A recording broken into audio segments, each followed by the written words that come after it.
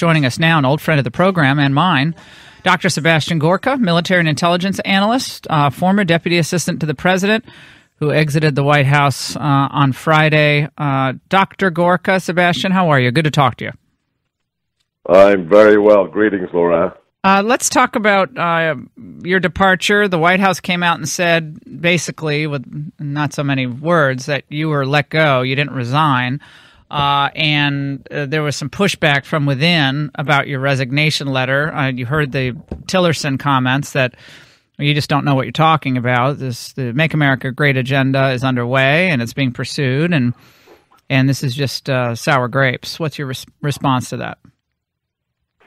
Look, it's saddening to see a low-level official in an anonymous email misrepresent herself and counter my narrative. We expect that from the left. I mean, that's kind of a politico move. But to have a lowly official in the comm shop basically lie about how I left the White House, that's disappointing. That's disturbing. The fact that the matter, as was reported in the Federalist and elsewhere, after the Afghan speech, I decided it's time to resign and to support the president from the outside more effectively. I told General Kelly, I requested a meeting with him, and I informed him both over the phone and by email on Friday that as of that day, I am resigning. Those are the facts of the matter. When it comes to Rex's statement, I'm a little confused. I'd love to have a little bit of clarification. To say that the speech on Afghanistan is a good speech because there is a broader, comprehensive counterterrorism policy. I don't understand. Are there a lot of animal rights terrorists or Antifa terrorists or white supremacist terrorists running around the hills of Tora Bora or the Hindu Kush?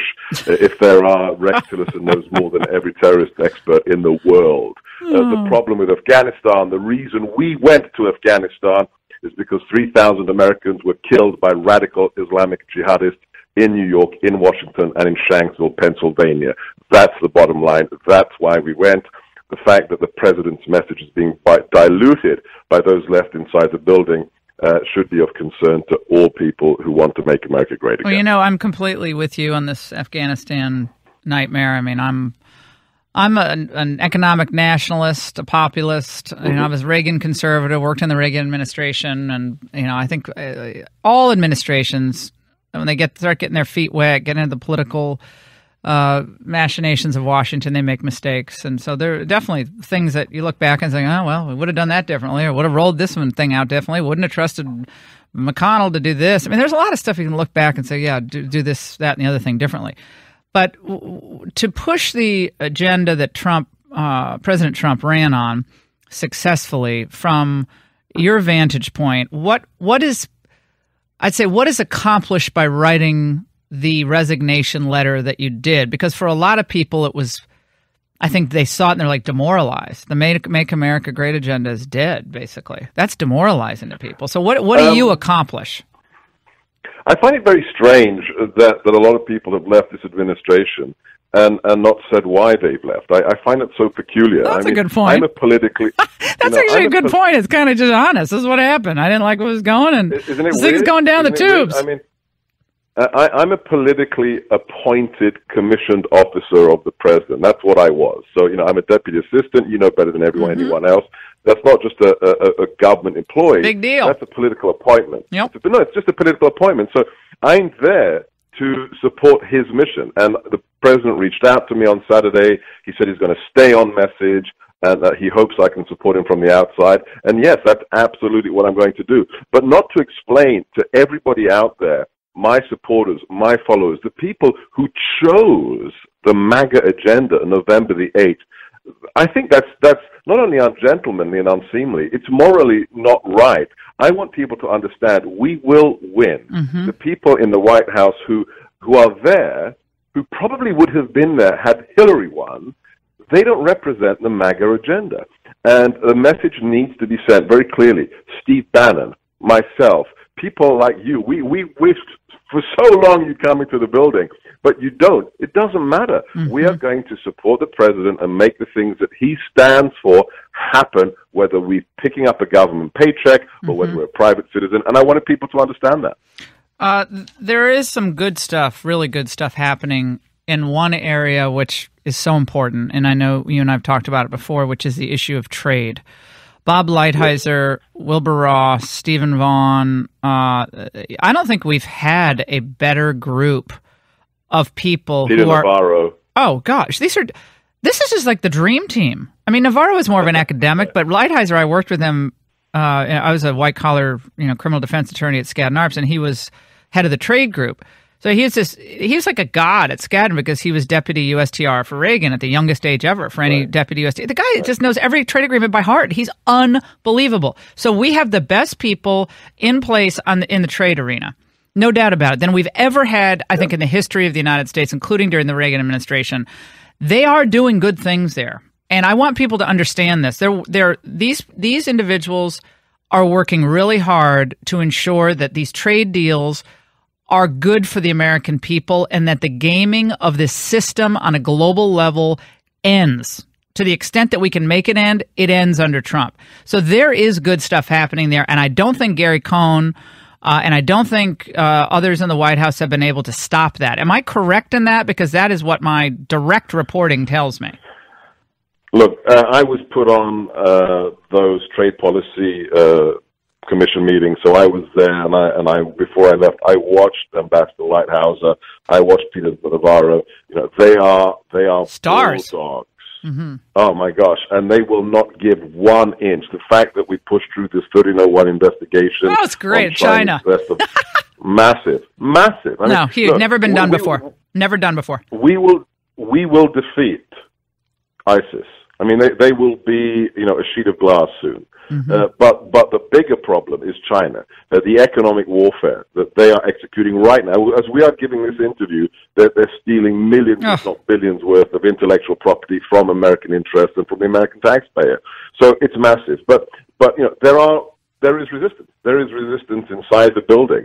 But the bottom line is the president now fully understands the severity of the threat that is posed by China.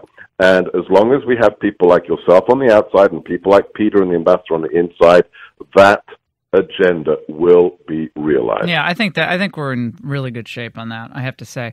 It is extremely disturbing that Rex Tillerson is not able to articulate the ideological nightmare that is the Salafist, Wahhabist, Islamic poison throughout the Middle East. It is, it has to be reformed from inside. No doubt about it. Muslims have to, have their own reformation. But for our government not to be able to make the obvious points and then sending more troops into Afghanistan. And yet Pakistan continues to fund and fuel this stuff. And as far as I can tell, Rex Tillerson, he simply won't say that. Now, is there a diplomatic reason not to? Maybe you could explain that to me. But I think we have to be honest with what we're facing. Look, I'm not here to attack individual cabinet members because I promised the president I would support him, and that's what he expects, and that's what I'm going to do.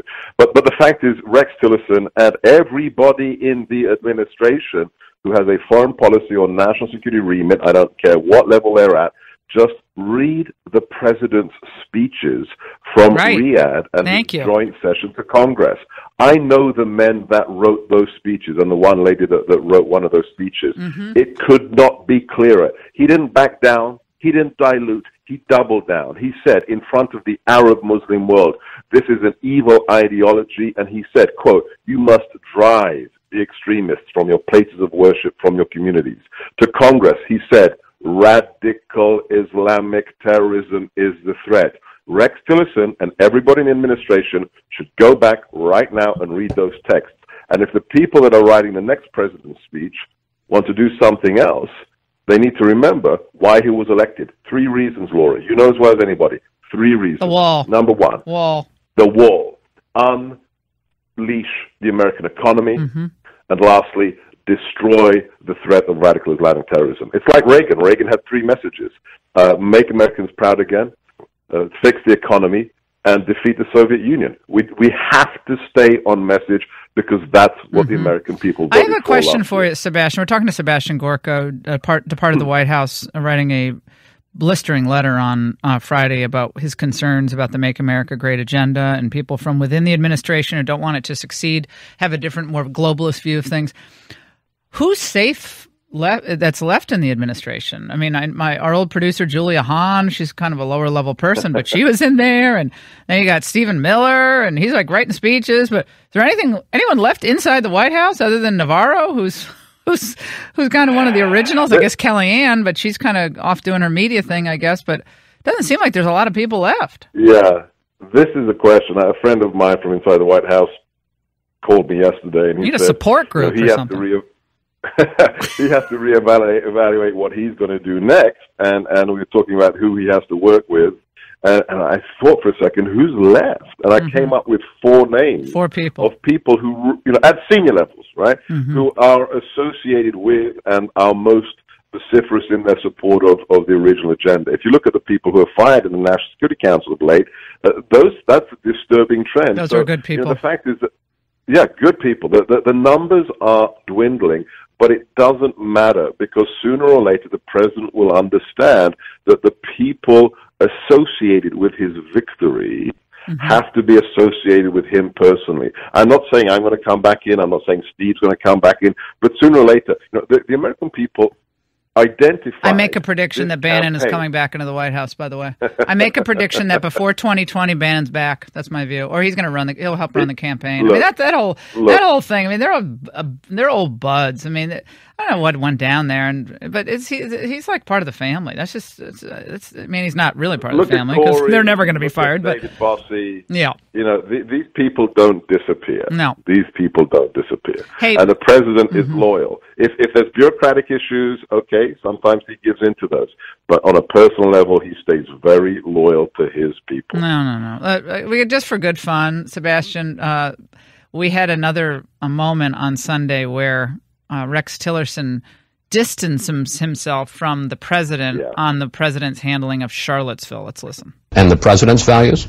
And the president speaks for himself, Chris.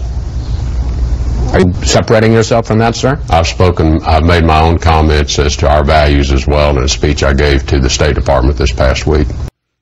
In the State Department, he announced a new diversity hiring program that is far more liberal than anything I could ever imagine Hillary having done at Secretary of State. No comment. Well, you knew that was coming. Sebastian Gorka, we hope we see a lot of you, hear a lot from you. I know we will. As we enter a very precarious time for this country. We still have major positions that are left unfilled, confirmations not going through. We have a backlog of security clearance checks. As many as 700,000 people have not gone through a background check who work for the government in various capacities. All this has to be streamlined, and Mitch McConnell has to do it. Sebastian Gorka, thank you so much. We'll take a break, close out this hour on the Laura Ingraham Show. Don't go away.